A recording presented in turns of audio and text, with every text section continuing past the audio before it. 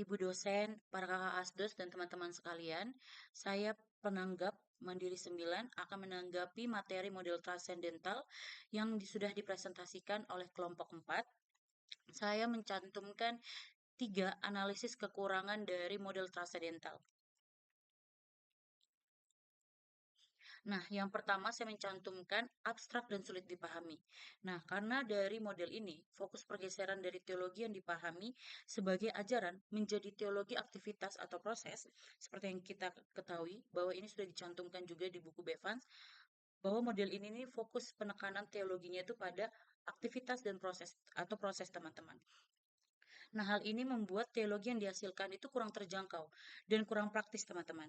Bagi umat Kristen yang mungkin tidak terbiasa dengan hal-hal filosofis yang sangat-sangat kental sekali pada model transendental ini. Apalagi hal ini nih menjadi membuat bagi umat-umat Kristen yang mungkin tidak terbiasa dengan filosofis ataupun hal yang kental di model transendental ini, itu merasa hal ini tuh sulit diakses begitu teman-teman, dan teologisnya tuh jadi kurang terwujud. Karena biasanya umat Kristen yang biasa atau mungkin yang tidak terbiasa dengan hal-hal yang filosofis itu lebih membutuhkan teologi yang lebih pada kebutuhan iman yang jelas dan aplikatif, teman-teman. Lalu di sini yang kedua, saya mencantumkan bahwa kriteria autentisitas subjektif itu kurang jelas. Mengapa? Karena di model ini kan subjektivitas batin itu sebagai titik tolak utama, teman-teman, dan bukan pada norma doktrinal yang tegas. Nah,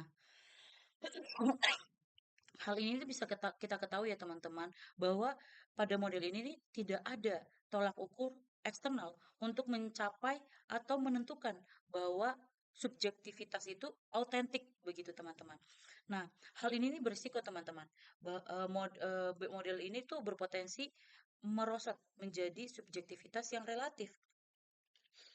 Kenapa disebut menjadi bisa merosot menjadi subjektivitas relatif? Karena begini, dalam subjektivitas itu kan, subjektivitas batin itu kan berbicara tentang pengalaman diri kita dan pengalaman religius kita ya teman-teman.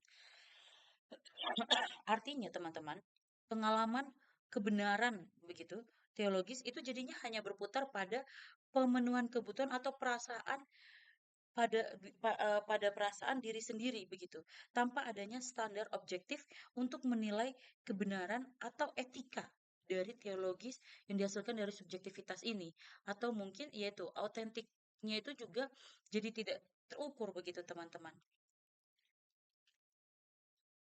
Lalu di sini yang ketiga itu adalah terlalu ideal. Nah, dari eh, idealitas yang ditampakkan atau yang dimunculkan pada model ini itu merujuk pada tuntutan radikal terhadap subjek, teman-teman. Bahwa di buku Bevans itu dijelaskan tuntutan radikalnya itu terhadap pertobatan atau pergeseran horizontal walaupun teologinya itu belum terjadi, teman-teman. Nah, di sini model ini tuh tidak memberikan kerangka kerja untuk isi teologi kontekstual yang harus dihasilkan, teman-teman. Jadi karena hal ini tuh membuat model ini tuh hanya seperti prasyarat atau syarat dan bukan untuk menjadi alat praktis untuk pelayanan. Sedangkan di buku Bevans mengatakan bahwa model transendental ini itu penekanannya pada aktivitas atau proses begitu teman-teman. Dan tapi kalau kita lihat dari tuntutan radikalnya, hal ini tuh malah menjadi seperti prasyarat begitu.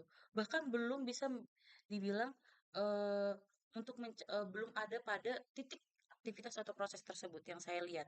Saya melihatnya tuntutan radikal ini malah menjadi seperti prasyarat teman-teman, bukan alat praktis untuk pelayanan begitu. Sekian dari saya, hanya 3 hal analisis kekurangan dari model transendental yang bisa saya cantumkan. Sekian, terima kasih.